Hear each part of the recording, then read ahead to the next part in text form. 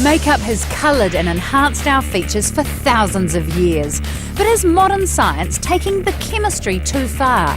Can the minerals in makeup be harmful to our skin? Do our lipsticks contain lead? Our powders asbestos? What's really in our makeup?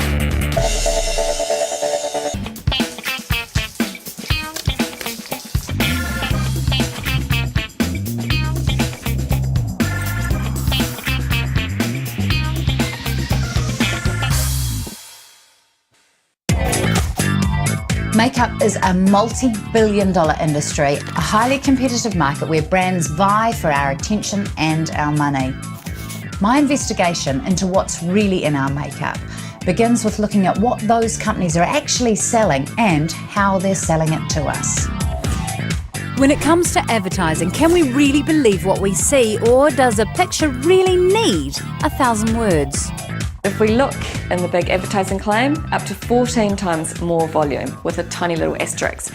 And don't these lashes look amazing? And we look down to the asterisk and it says that the model is shot with lash inserts. So there's fake eyelashes in there.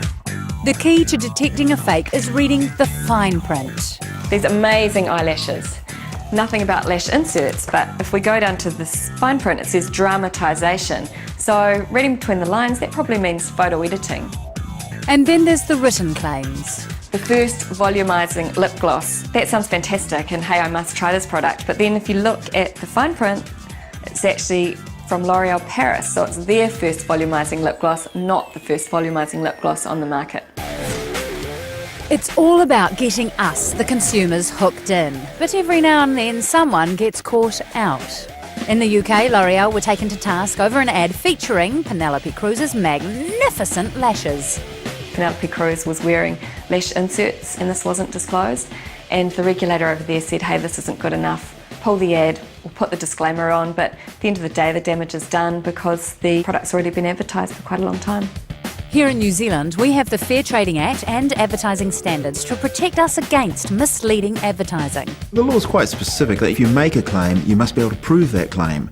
So companies are very cautious about the level of claim they will make because obviously they don't want to get pinged under that piece of legislation. It can be very expensive and very bad in terms of publicity as well.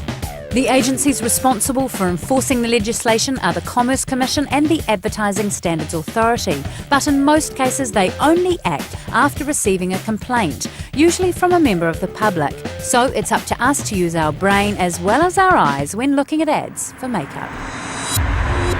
Of course, many of us feel that a little makeup around the eyes, a little lengthening and enhancing of the lashes, can make a girl feel good.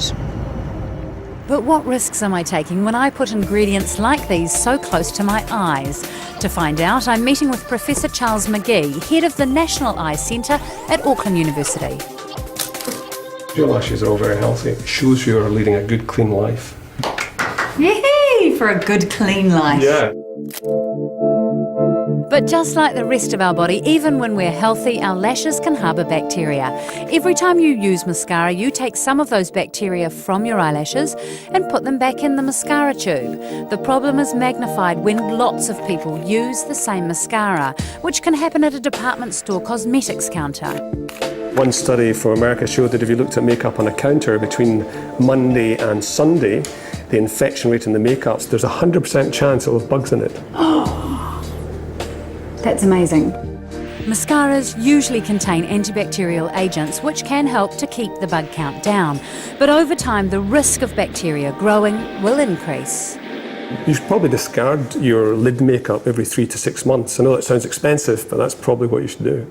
I'm sure most of the women watching the show will have eyeshadows that they've had in their kits for about 6 years. I'm sure they do. Yeah, I do. If any of these bacteria get into the eye, then the consequences can be very serious.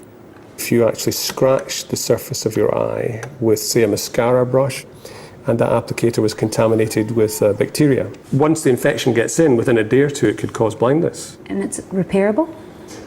Major surgery, you need a corneal transplant. Moral of story is, don't put mascara on while driving. Absolutely.